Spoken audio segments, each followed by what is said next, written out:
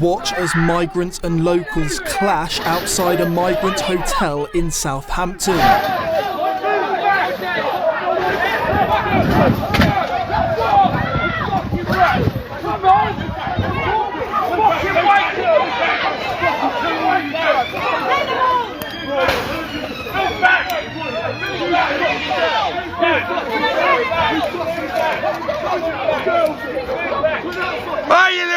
Police arrived to bring order to the scene around 5 p.m. on Saturday after reports of around 100 protesters amassing outside the hotel. Hampshire police say they are investigating an incident that occurred at around 6:15 p.m. on Saturday. A spokesman said, "We are aware of an incident outside Highfield House Hotel and inquiries are ongoing to establish if any crimes have occurred." Tensions have been notching higher at the site for months. Just weeks ago, migrants were filmed fighting outside the hotel at night as neighbours reportedly cowered in their homes.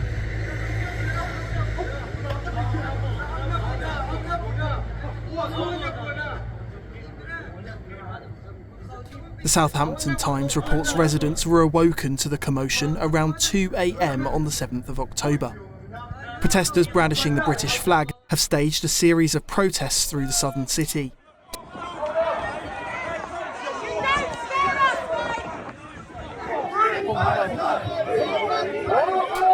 This weekend they were confronted by pro-Palestine protesters. From Hamas! Uh-oh.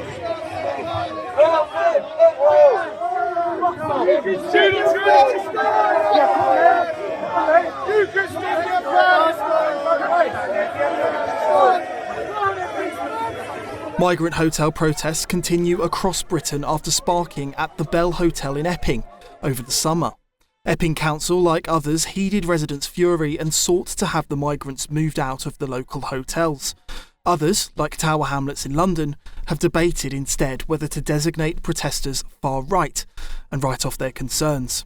We're living in a time of what feels like pretty significant social change, and it makes us question things that we've even taken for granted for decades. And one of those at the moment that people are wondering about is actually money.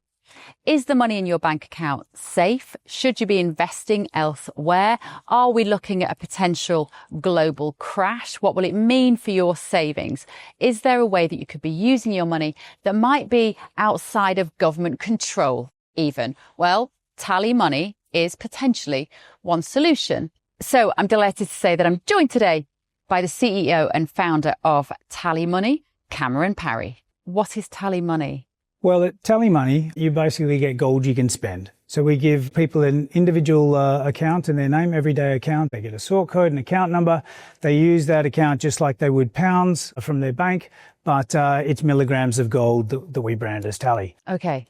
Why would you do that, though? What is the benefit to the customer instead of just having a normal pound sterling account?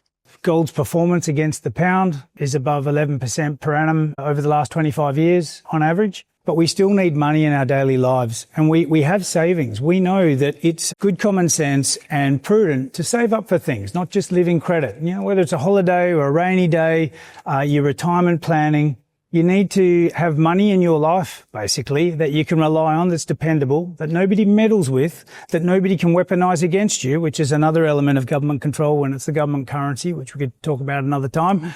And it should be pretty simple and straightforward, and that's what we deliver at Tally. And really, we just want people to feel safe and happy with their money.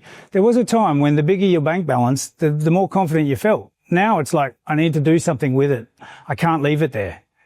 In Tally, you can. Okay, brilliant. Cameron Parry from TallyMoney, thank you so much. Thank you, Bev.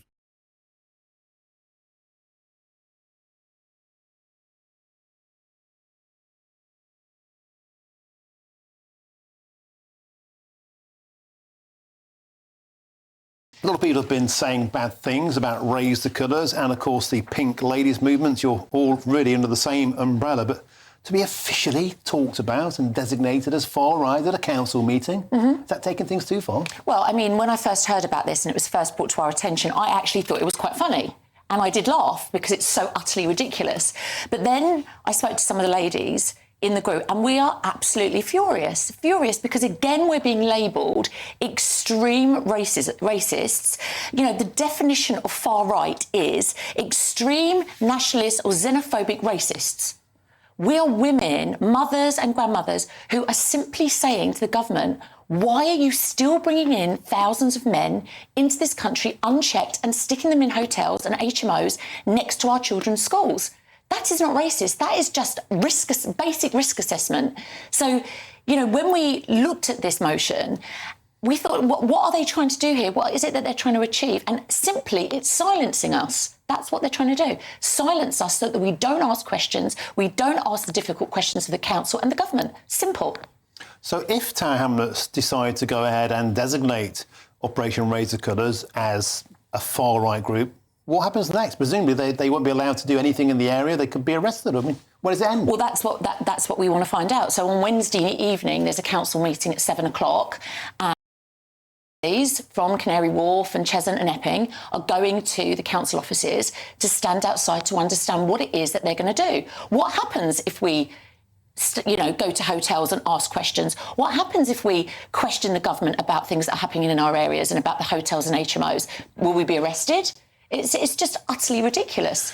It's symptomatic of a nationwide issue, I believe, that there seems to be only an issue with a certain type of flags. Correct. I mean, I commute through Tower Hamlets, and I've got to say, for well over a year, Palestinian flags were flapping straight after October the 7th, 2 years ago. They were flapping even on some council buildings, and they were there for a long, long time. So long, some of them were torn in the wind. They've been there ages, that's my point. Whereas in about a month and a half alone, Tower Hamlets decided to use taxpayers' money to remove, we've got information here, 78 flags were taken down, Union flags and St George's flags in the area.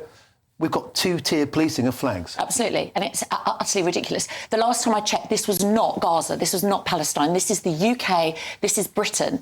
You cannot possibly, anyone in their right mind, say you are a racist to hang or fly your national flag in your own country. It's utterly bizarre.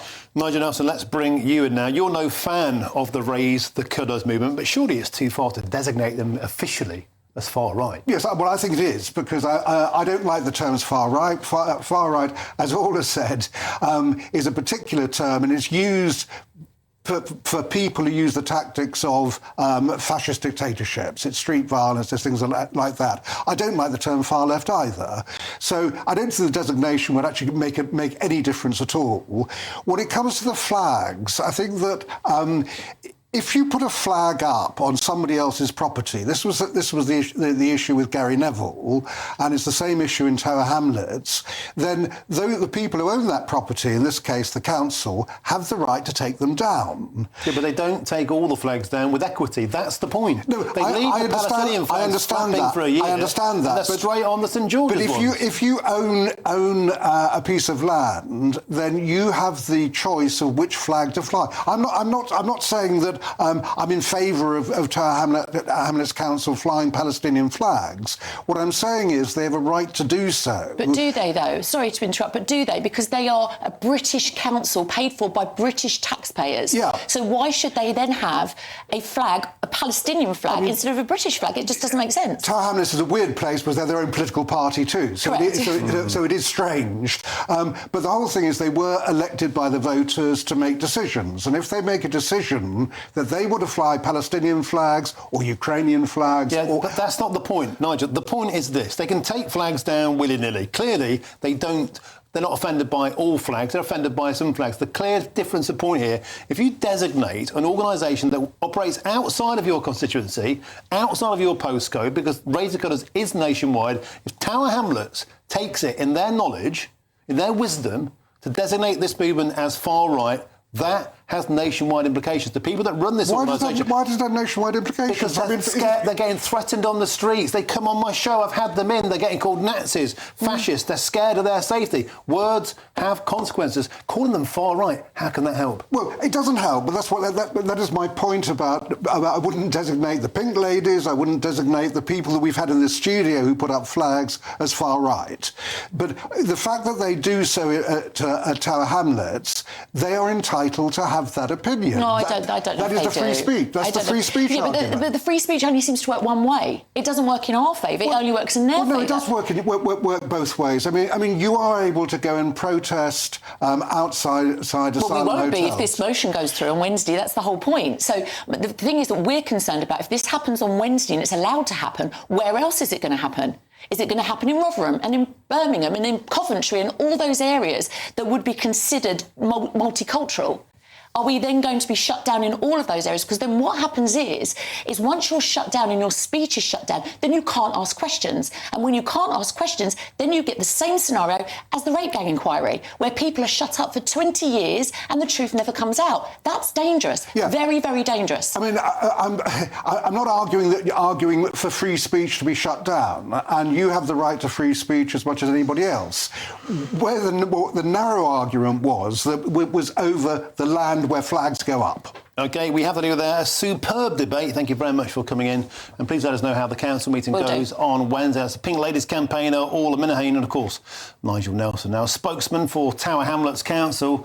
Leading party, Aspire, told GB News this: "We are aware members of the public have been putting up St George's flags on various structures. While we recognise people's wishes to express their views, we have a responsibility to monitor and maintain council infrastructure. Where flags are attached to council-owned infrastructure without permission, they may be removed as part of routine maintenance." Nick Dunning, GB News.